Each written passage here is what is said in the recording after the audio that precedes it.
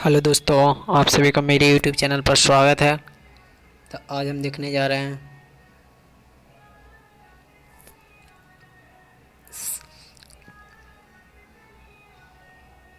Hello दोस्तों, आप सभी का मेरे यूट्यूब चैनल पर स्वागत है। तो आज हम मूल सामान्य ज्ञान का प्रश्न देखने जा रहे हैं, जो काफ़ी इंपॉर्टेंट रहेगा आपके सिविल एग्ज़ाम के लिए, यूपीएससी बीपीएससी के लिए, जिसमें पीटी जो एग्ज़ाम होता है उसमें प्रश्न इस तरह को देखने को मिल सकता है।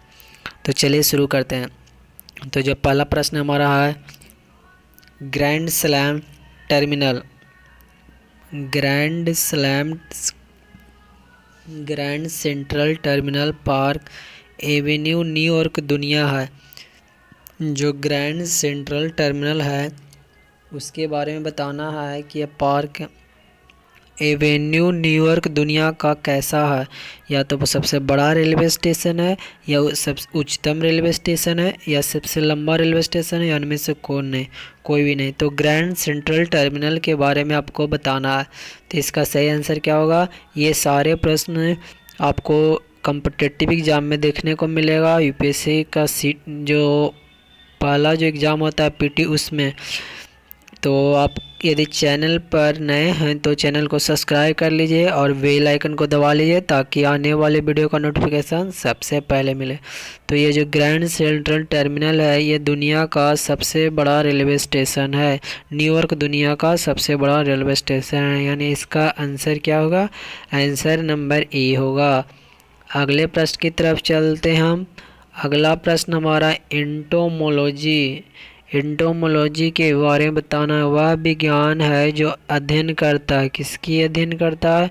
तो एंटोमोलॉजी में यहाँ पर 4 विषय दिया हुआ, उसमें से एंटोमोलॉजी में किस चीज़ को अध्ययन करता है उसका आंसर चुनना है। यदि आप इस प्रश्न का उत्तर जानते हैं तो कमेंट बॉक्स में लिख सकते हैं। तो एंटोमोलॉजी वह विज्ञान है जो अध्ययन करता है किसका?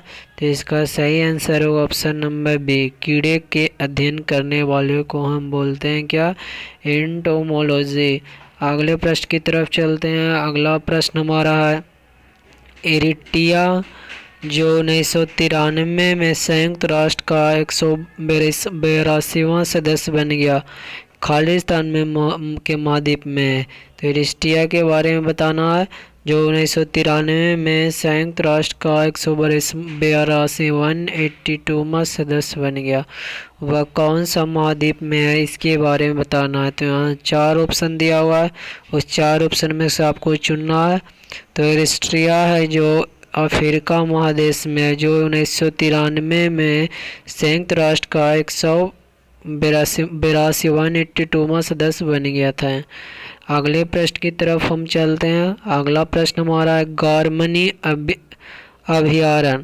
गारमनी अभयारण्य खालिस्तान में स्थित है। इसके बताना है कि यहाँ किस राज्य में या कहाँ स्थित है। यहाँ 4 ऑप्शन दिया हुआ है, आपको ढूंढना है।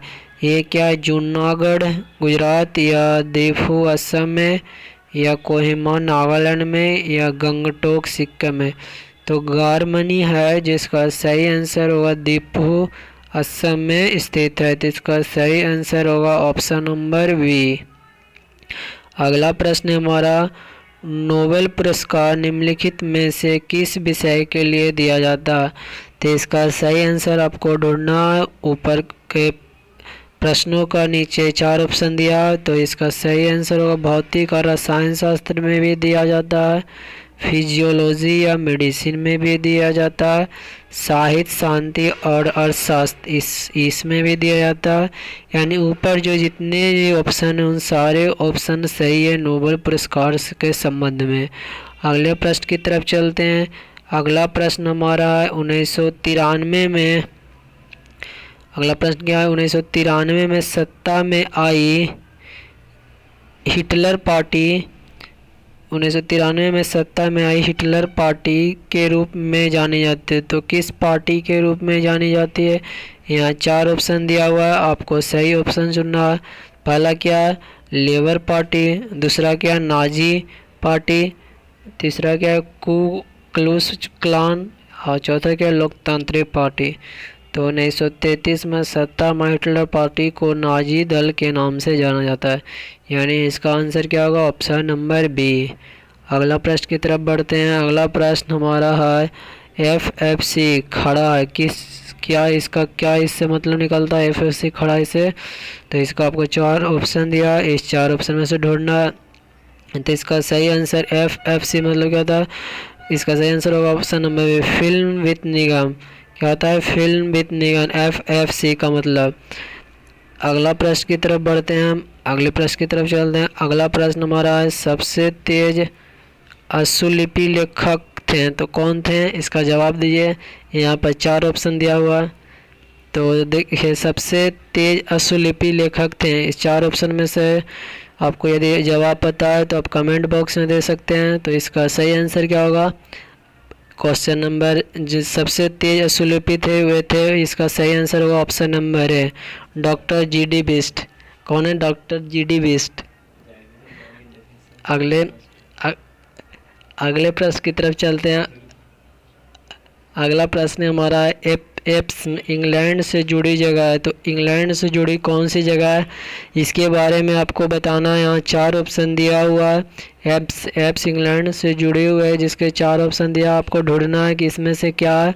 तो एप्स जो इंग्लैंड है इसके घोड़े की दौड़ की से जुड़े हुए, क्या है? घोड़े की दौड़ से जुड़े, यानी इसका सही आंसर होगा ऑप्शन नंबर ए। अगला प्रश्न हमारा है, अगले प्रश्न की तरफ हम चलते हैं। हमारा अगला प्रश्न है कि लुई वॉशकंस्की पर डॉक्टर क्रिस्टेनिया बर्नाडे द्वारा आयोजित पहला मानव हृदय प्रत्यारोपण ऑपरेशन कब किया गया था? जो मानव हृदय प्रत्यारोपण ऑपरेशन किसके द्वारा किया गया था? तो लुईस वॉशकंस्की के द्वारा। यह कब किया गया था इसके बारे में बताना है।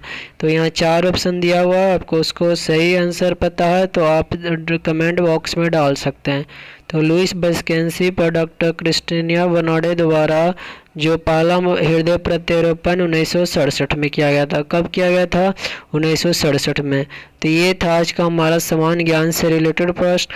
यदि वीडियो अच्छा लगा, आपके लिए फ़ायदेमंद हुआ तो चैनल को सब्सक्राइब कर लीजिए और बेल आइकन को दबा लीजिए। लाल का जो दिखाई दे रहा है उसको दबा लीजिएगा। और आने वाले तो वीडियो देखने के लिए धन्यवाद।